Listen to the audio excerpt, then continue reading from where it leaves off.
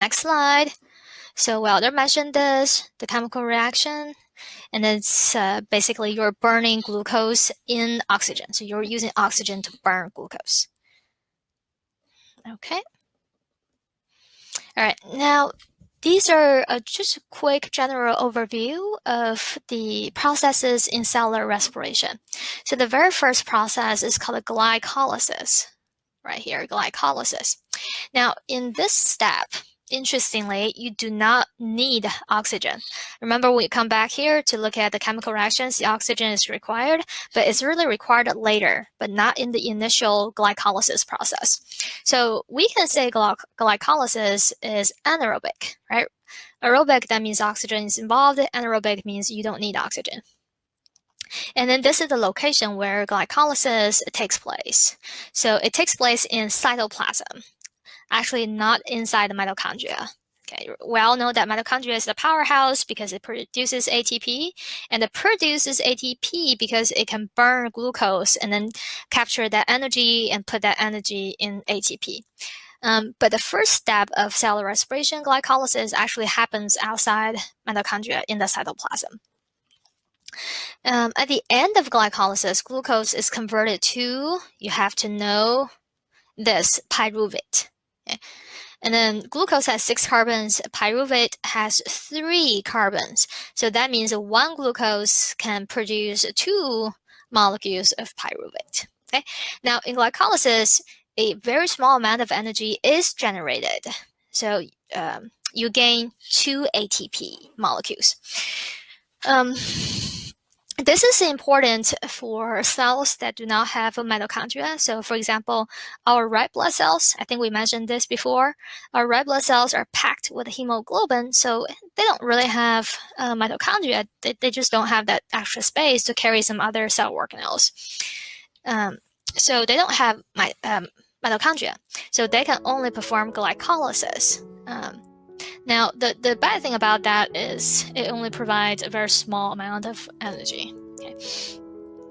All right, and then depending on whether oxygen is available, so it depends on whether oxygen is available, you may go down these two or one of these two possible routes. Okay, so the first one is cellular respiration. So it requires energy, aerobic, and that happens in mitochondria. We're going to talk about each pathway in this direction. So if you have energy and you go through this entire pathway, you are going to generate a lot of energy. Okay, so you're going to have a lot of ATP produced at the end. And then there are 3 steps. I like to kind of treat the pyruvate oxidation as a separate step. So we have pyruvate oxidation, number 1, citric acid cycle, and then electron transport. Okay. Now, for some organisms, for example, yeasts, okay, or some bacteria, they can get energy without oxygen. Okay, so when no oxygen is available, then they can metabolize by doing this fermentation. So this is anaerobic, there's no oxygen involved. So instead of converting pyruvate to carbon dioxide and water, you are converting pyruvate to lactic acid or ethanol. Okay? You probably realize that this is actually very important, right? It has really important implications for our real life because this is how you make alcohol, right? Ethanol is the main the active ingredient in alcohol. So we have really kind of mastered the process. So we're using microbes to ferment to make ethanol, to make alcohol. Even though you don't need oxygen, which you may think as an advantage, the con is that you don't make too much energy compared to when you have oxygen and do complete combustion of glucose. Because in this process, you have lactic acid or ethanol, and so that means the glucose is not completely broken down. So you don't release all the energy. So you make much less energy. Okay, so let's look at the first step, glycolysis. We mentioned some of the characteristics of this step. So here is some figures showing you the pathways. Now, I don't need you to memorize the product for every single step. So what I would do is I need you to be able to correctly read and understand figures. And then I will give you figures on the test with all the details. So you really just need to read the figures and then use the information available to answer questions. Okay, so let's see the first picture. So you have glucose, which is 6 hard carbon right here. And then you are going to use ATP. So you're going to consume energy first. Okay, I'm going to put consume. So you're going to consume ATP first. And then you're going to break down ATP to ADP and the phosphate groups, right? And then you're going to attach these phosphate groups to this 6-carbon glucose. And that's going to generate 6-carbon sugar, which is it's a sugar with a 2-phosphate. And then the next step, this molecule is going to break down to 2 molecules. They're identical. Okay, so that's a 3-carbon sugar with a 1-phosphate, right? You divide 6 carbon to 2, that's a 3, and then 2-phosphate split between 2 molecules is going to be 1-phosphate. All right. Okay. Now next step. So you can see over here. This is the end of the arrow, right? The end of the arrow right here is pointing to NADH, also points to ADP. That means that these molecules are produced in the chemical reaction.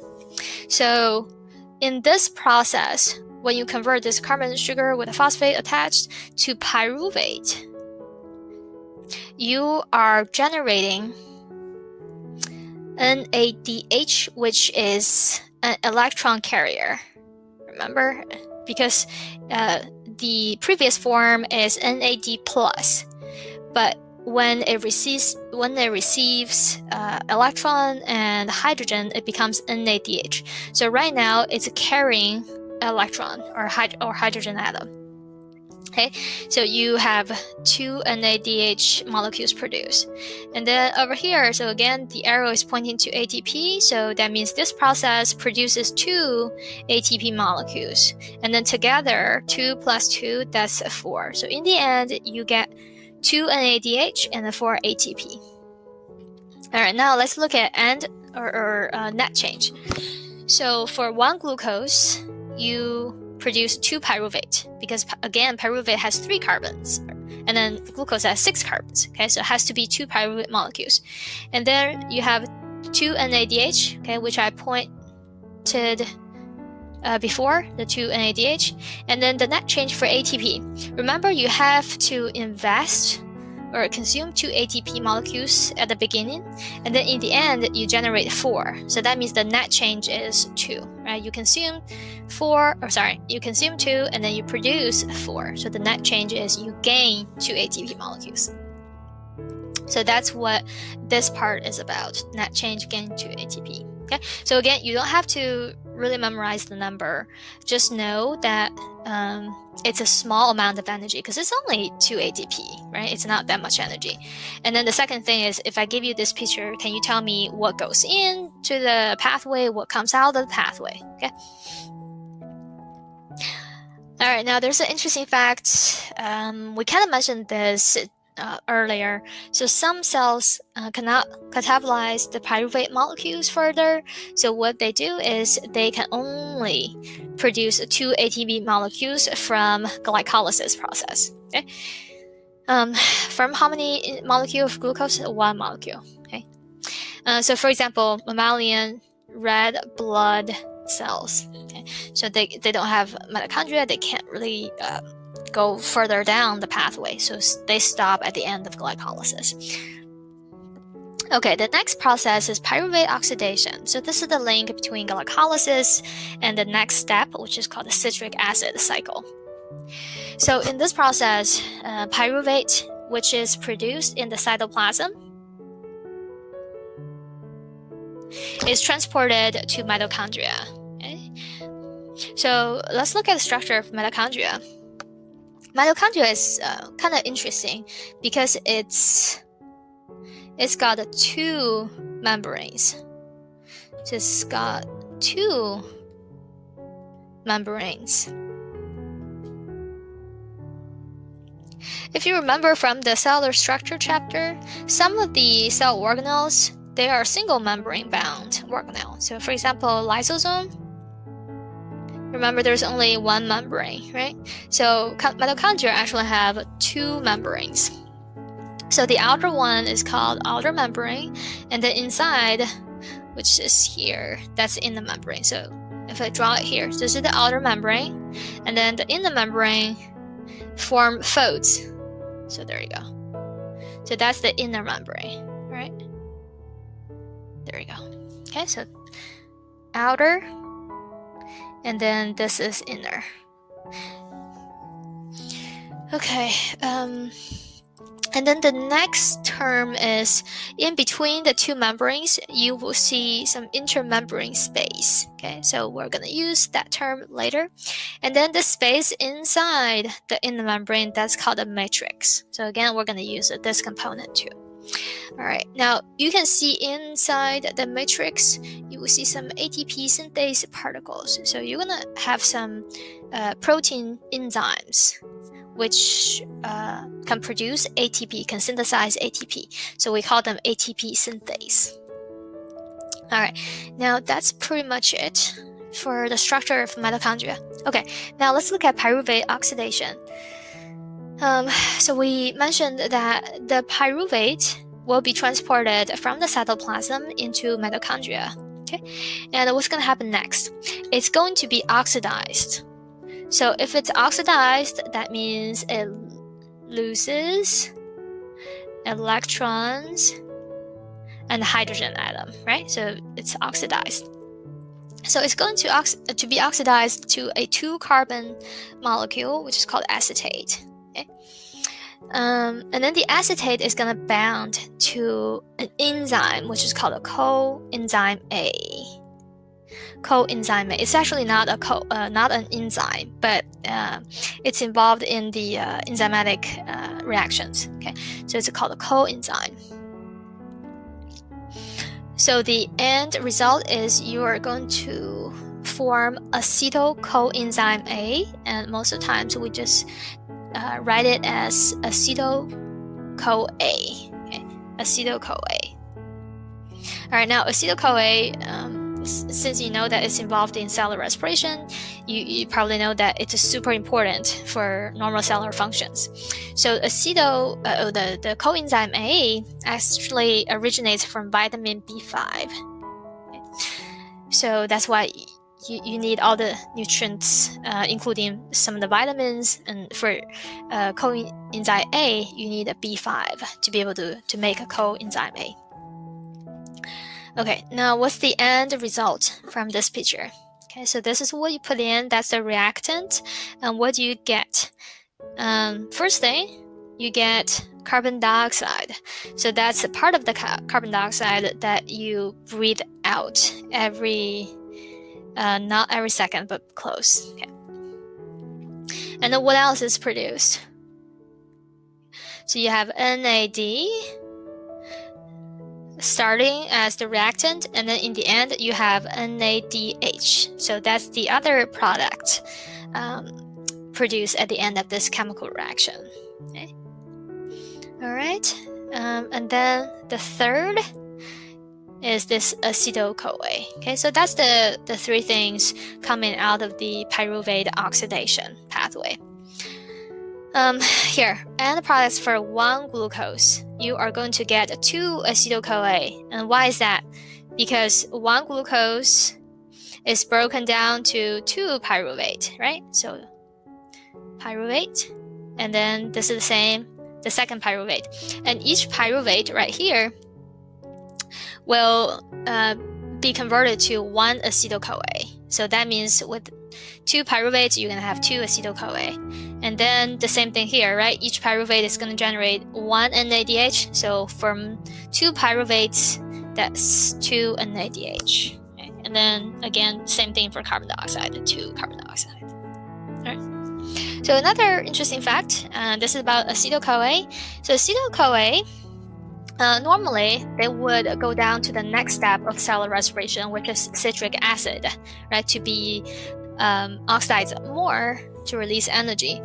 But if your body has a lot of ATP, the level is really high, which means your body really don't need more ATP as the immediate battery or fuel source. Then acetyl-CoA can be channeled into fatty acid synthesis, which means your body, instead of making ATP, your body is going to make fatty acids. Basically, it makes fat. So this is why you gain weight, you gain fat when you eat a lot of food, because that excess food will be channeled into fatty acid synthesis. All right.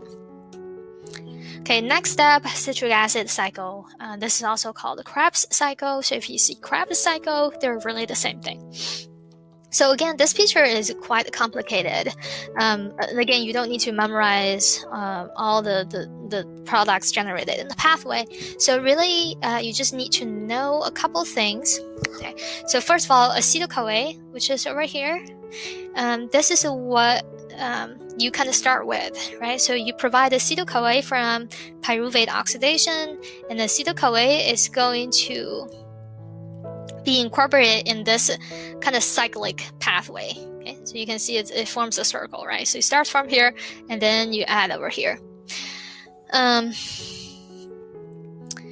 First, you're gonna here the two red carbons enter the cycle via acetyl-CoA. So these two comes from acetyl-CoA, and then you are going to make this compound called citric, and this is mostly why we call this cycle the citric acid cycle. Okay, all right. The second thing, you just need to know the end product. So again, you don't have to memorize this. I'm gonna give you a picture like this. You just need to figure out how to read the figure and identify what products are made during this citric acid cycle. So I highlighted the things. So you can see the arrows pointing to carbon dioxide and the NADH, right? So this citric acid cycle is going to produce those molecules. So let's see how many molecules of each we make. Okay, so you have 1 carbon dioxide, 2. So that's 2, right? Okay, so how come I have 4 carbon dioxide over here? If you remember, 1 glucose produces 2 pyruvate, right? And then each pyruvate is turned into acetyl-CoA. So that means 1 glucose is going to generate 2 acetyl-CoA. So you double just 2 carbon dioxide, and then you're going to do it twice because 2 acetyl-CoA. So that's a total of 4 carbon dioxide from 1 glucose. And then let's look at NADH. 1, 2, 3. All right, so 3, again, you double it, that's going to be 6. It's going to generate a second type of electron carrier, that's the FADH2. So let's see, there's only 1 FADH2 over here, and you double that, that's 2. This process also makes ATP. So you have ATP, so it could be GTP or ATP. So we're going to use ATP here. So again, 1 ATP is produced, and then you double that, so that's 2 ATP. Okay. So remember the main things generated in the citric acid cycle. So you have energy carrying molecules, ATP. You have electron carriers, NADH and FADH2, and you also generate some waste in the form of carbon dioxide. So remember, in the pyruvate oxidation, we generate 2 carbon dioxide, right? And now we generate 4 carbon dioxide. So collectively, that's 6 carbon dioxide molecules generated from the glucose oxidation cellular respiration pathway. Okay, so now you get all the carbon dioxide out of the way. All right, now the very last step is called the electron transport chain. Now this process produces most of the ATP made by cellular respiration. So what happens in the electron transport chain? ATP synthesis, resulting from the oxidation of electron carriers in the presence of oxygen. So remember in the previous step, and also in pyruvate oxidation, we generate some electron carriers, right? The NADH and FADH2. So now those electron carriers will be oxidized, and they're going to lose the electrons that they carry. And that energy will be used to synthesize ATP. So that's why most of the ATP molecules are actually made in this process, in this last step. That process requires energy. It requires oxygen. So I'll talk about why oxygen has to be present. So this process is called oxidative. That means you are oxidizing those electron carriers. Phosphorylation, again, you are making ATP from ADP, right? Okay, there you go. Now, remember, you are going to add a phosphate to ADP. So you're adding phosphate group, that's called phosphorylation. So together, that process is called oxidative phosphorylation. So this process takes place in the inner part of the cell membrane if it's unicellular organism. More specifically, prokaryote. So if it's a bacteria cell, it happens in the cell membrane, and if it's eukaryote, it's going to happen in the inner membrane of the mitochondria. Remember, there are two membranes, outer membrane, inner membrane. So this process is going to happen in the more interior part, which is the inner membrane. Okay, so that's a very kind of dynamic process. So I provided a link to a video here. The video is actually made really well. So you can watch that video to kind of help you understand the process. Okay, so it's really kind of like the path of electrons, and then you're using that energy to move hydrogen ion and eventually make ATP. Okay, so I'm gonna leave that to you, so make sure you watch that video, okay? And I'll provide some questions for you to kind of practice. You have to watch that video first, and then you can answer these questions. So why do we require oxygen to survive, and why cyanide is a poison? Okay. Now, what if we don't have oxygen? Remember the second pathway, that's fermentation, right? So we are going to just use a different strategy to extract energy from glucose. So the pro is that you don't need oxygen. The con is that you don't generate as much energy as if oxygen was available. Okay? So there are two types of fermentation. You can have a lactate fermentation, which generates lactic acid. Lactic acid. Now, this can happen in our body, actually. It can happen to muscle cells. So let's say you haven't really worked out for years, and then you get on a very strenuous hike, and so your muscle cells have to work very hard, and it's kind of hard to meet the oxygen demands of those muscle cells. So in that case, when oxygen is not available, those muscle cells, because they have to contract so hard, right? They're going to resort to the less They're going to have to resort to the less optimal route to produce energy. Okay, sorry, I don't know why I just had hard time remembering optimal, the word. So they're going to use lactate fermentation. So they can make a small amount of energy, but then in the end, lactic acid is produced. So that may give you, some of the discomfort in your muscles, like muscle cramps, fatigue. Okay. The second type of fermentation is called alcoholic fermentation. You can just say alcohol fermentation. So in this route, you are going to produce carbon dioxide and ethanol. I don't know if you noticed that in the lactic acid fermentation, you generate lactic acid, right? So it's an acid, but you don't have any gas produced. So no gas product. Okay? Which is good, because otherwise you're going to have a lot of probably gas bubbles in your skeletal muscles when you climb or when you work out. That's not going to be good. But in ethanol fermentation or alcoholic fermentation, in addition to ethanol, this process also generates carbon dioxide. carbon dioxide. And that's a kind of good thing.